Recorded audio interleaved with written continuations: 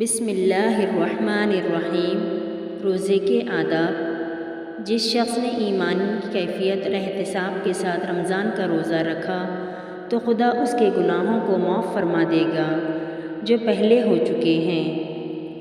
رمضان کے روزے پورے اہتمام کے ساتھ رکھنا ہے اور کسی شدید بیماری یا عذر شرعی کے بغیر کبھی روزہ نہ چھوڑیں۔ ترمذی شریف کی حدیث ہے کہ نبی صلی اللہ علیہ وسلم کا ارشاد ہے، جس شخص نے کسی بیماری یا شرعی عذر کے بغیر رمضان کا ایک روزہ بھی چھوڑا تو عمر بھر کے روزے رکھنے سے بھی ایک روزے کی تلافی نہ ہو سکے گی۔ روزے میں ریاکاری اور دکھاوے سے بچنے کے لیے معمول کے مطابق خشاش بشاش اور چاق و چوبند اپنے کاموں میں لگے رہیں اور اپنے انداز و اطوار سے روزے کی کمزوری اور سستی کا اظہار نہ کریں۔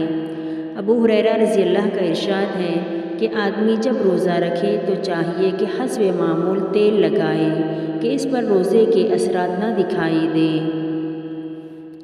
روزے میں نہایت اہتمام کے ساتھ ہر برائی سے دور رہنے کی بھرپور کوشش کریں، کیونکہ روزے کا مقصد ہی زندگی کو پاکیزہ بنانا ہے۔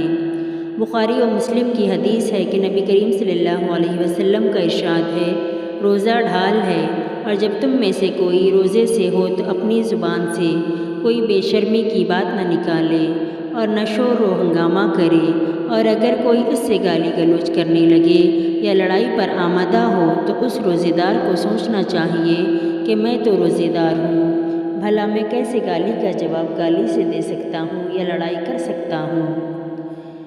خاص طور پر افطار کے قریب خدا سے دعا کریں کہ خدایا ہمارے روزے کو قبول فرما اور مجھے وہ اجر و ثواب دے جس کا تو نے وعدہ کیا ہے۔ بخاری شریف کی حدیث ہے کہ نبی صلی اللہ علیہ وسلم کا ارشاد ہے، روزے دار جنت میں ایک مخصوص دروازے سے داخل ہوں گے، اس دروازے کا نام ریان ہے۔ ریان کے معنی ہے سیراب کرنے والا۔ نبی صلی اللہ علیہ وسلم کا ارشاد ہے، باب الریان سے داخل ہونے والوں کو کبھی پیاس نہ ستائے گی۔ جب روزے دار داخل ہو چکیں گے یہ دروازہ بند کر دیا جائے گا۔